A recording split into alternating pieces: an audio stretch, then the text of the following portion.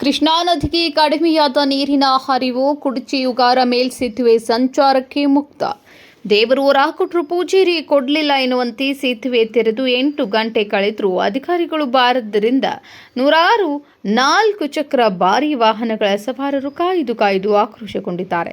ಕಳೆದ 2 ದಿನಗಳಿಂದ ಮಳೆಯಿಲ್ಲದೆ ನೀರಿನ ಹರಿವು ಕಡಿಮೆಯಾದ ಕಾರಣ 2 ದಿನ ನೀರಿನ ಸ್ಥಿರತೆ ಕಾಯ್ದುಕೊಂಡು ಶನಿವಾರ ಬೆಳಗಿನ ಜಾವ 2 ಗಂಟೆ ಸುಮಾರಿಗೆ ಸೇತುವೆ ಮೇಲಿದ್ದ ನೀರು ಕೆಳಗೆ ಬಂದಿದ್ದು ದ್ವಿಚಕ್ರ ವಾಹನ ಸಂಚಾರಕ್ಕೆ ಮುಕ್ತವಾಗಿದ್ದು ಲೋಕೋಪಯೋಗಿ ಇಲಾಖೆ ಅಧಿಕಾರಿಗಳು ಪರಿಶೀಲನೆ ಮಾಡಿದ್ದು ಲಘು ವಾಹನಗಳ ಸಂಚಾರಕ್ಕೆ ಅನುಮತಿ ನೀಡಿದ್ದು 24 ಗಂಟೆಗಳು ಕಾಯ್ದು ರವಿವಾರ ಪರಿಶೀಲನೆ ನಂತರವೇ ಭಾರೀ ವಾಹನಗಳ ಸಂಚಾರಕ್ಕೆ ಅವಕಾಶ ಕಲ್ಪಿಸಲಾಗುವುದು.